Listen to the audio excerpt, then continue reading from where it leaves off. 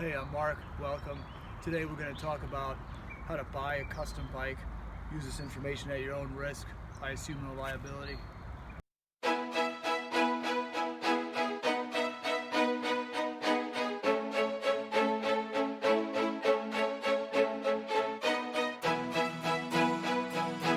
First thing we want is for this to be a soft tail, not a hard tail. The difference is that a hard tail, this frame, the swing arm in the back of the frame, connects directly to the main frame.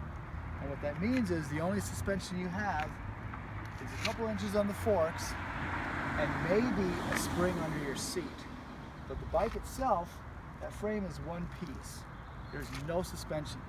That's what's known as a hardtail. Do not want it. You hit a decent sized pothole, you're gonna go flying. Ask me how I know this. The second thing you don't want is, you see these cables out here? Well, at times, people will go to an extreme for a show bike and they'll actually route the cables in through the framing. You don't want that, because if you've ever got to maintain and replace a cable, now you've got to fish it through the entire framing. That's going to be a pain. And then the third thing is, you don't want this. I like a stripped down bike personally. I like a lot of accessories and baggages, but I still want to have a gauge cluster. I need to know if I'm in neutral. I need to know if my turn signals are on or off. I need to know if my high beams are on, right? So I need this. And I also need actual blinkers, actual turn signals, actual stoplights especially. And one thing to keep in mind, if that's all stripped out, it's a safety issue. Typically, when people put the license plate on the side when they custom build their bikes, they'll have a little light here that's wired to be the brake light, and that's just not enough. You need these brake lights here so you can be seen. So let's talk about makes.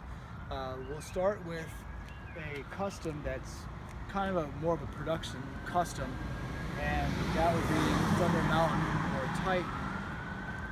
The beauty of those two brands is that all the Harley parts have the same fitment. So they may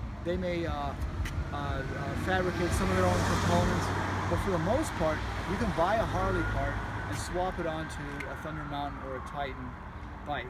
And that's important because it's easier to get parts, the information on how to replace them.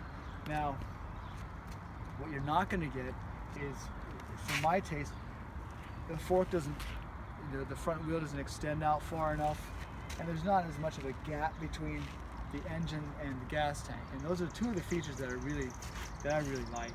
And it's those brands, they tend to be more of just an edgier version of a regular Harley. Now, going into slightly more custom land, you have the bigger manufacturers like American Iron Horse and Big Dog. That I find to be a happy medium, because there's plenty of them out there, and there's a lot of parts out there that are available. Not as easy to get as going to your local Harley shop and getting a part, but you can self-maintain those. And there's enough information out there that allows you to do it, and they use a lot of common components. And then we go off into the complete customs, and this would be, people make special, commission requests from like West Coast Choppers or Orange County Choppers, and they build a bike from scratch.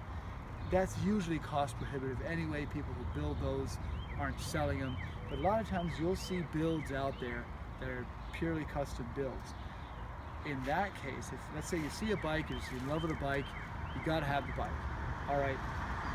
In that case, you want to look for a couple things. So first of all, the engine. If it's an S&S engine and a Baker transmission, which is a fairly commonly used components, those are very well made, and those you're going to get a lot of mileage out of and not a lot of issues. If you start going into different brands of engines and transmissions, I can't really speak to that. So the further you veer away from the Harley standard, I guess, the more self-maintenance, the more savvy you have to be at self-maintenance. Notice I haven't addressed anything about sport bikes. Never bought one, so I couldn't tell you. So now if you do go with the somewhat custom like Big Dog and American Iron Horse, or you will go with Thunder Mountain or Titan, like I mentioned. You want to do your research, and you want to avoid certain years, certain models. So, for example, this is a big dog 2005.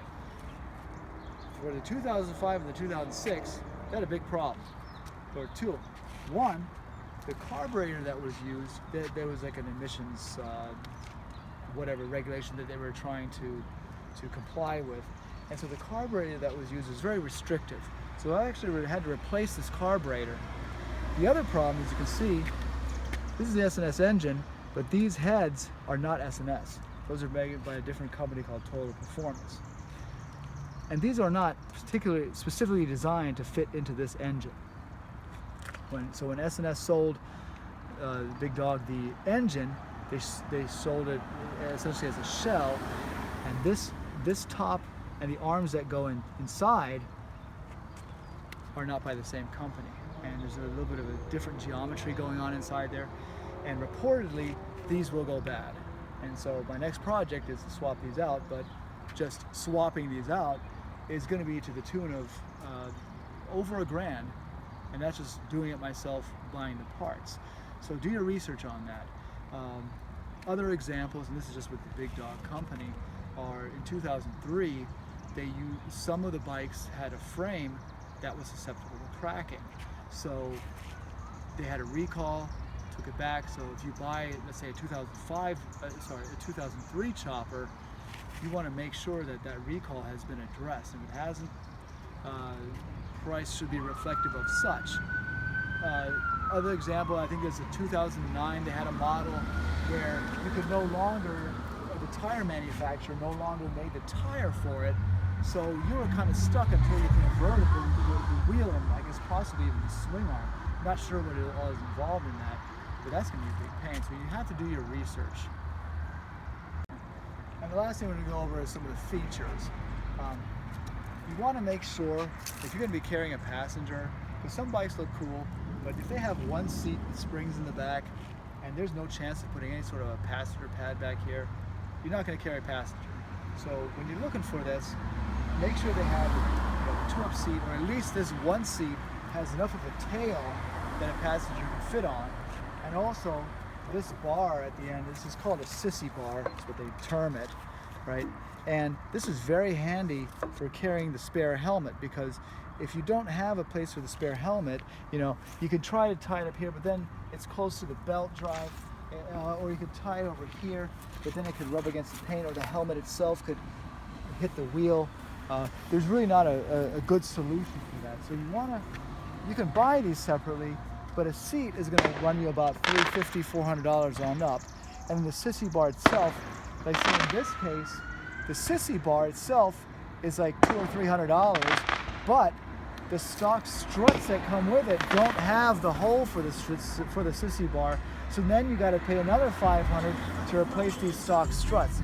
So you're looking at $800 plus about $400, $1,200, unless you bought the bike that already had these components. Next is this carburetor. All right. If you can get a bike, they're usually going to be a later model year and more expensive to buy, but if you can get one that's EFI or electronic fuel injection, you need to spend the money to do that, because that will save you a lot of headaches. What a carburetor does is, according to your manual settings, it has a mixture of fuel and air, depending on temperature, etc. The fuel injection has a chip that does all that for you. You don't have to worry about fussing with this carburetor. The next thing is paint. If you can get one in the color or a paint scheme that you like, that's pretty important, because repainting a bike is expensive, because it's very time consuming. That's why. It's not a hard job to do, because taking off the fender of the gas tank, this and the fender is easy, but you have to get yourself a high volume, low pressure sprayer, HVLP sprayer. You need to find some very good quality self-leveling primer, so that your components come out really nice and smooth. And it's going to be a lot of hand sanding. I mean, a lot. Ask me how I know this. So one other thing on the paint job to keep in mind is, if your frame is a certain color, if your frame is black, that's great, because it's going to go with any color. But if your frame is a particular color, let's say it's a purple and you don't want a purple bike, you have to take that into account because popping off the fenders and the gas tank is easy. Taking everything off the frame and or taping it up, that's going to be a nightmare. So at least the frame should be either a neutral or compatible color with what you want to make it eventually. So now with that said, let's address just briefly buying a custom Harley or a Harley that somebody else has customized.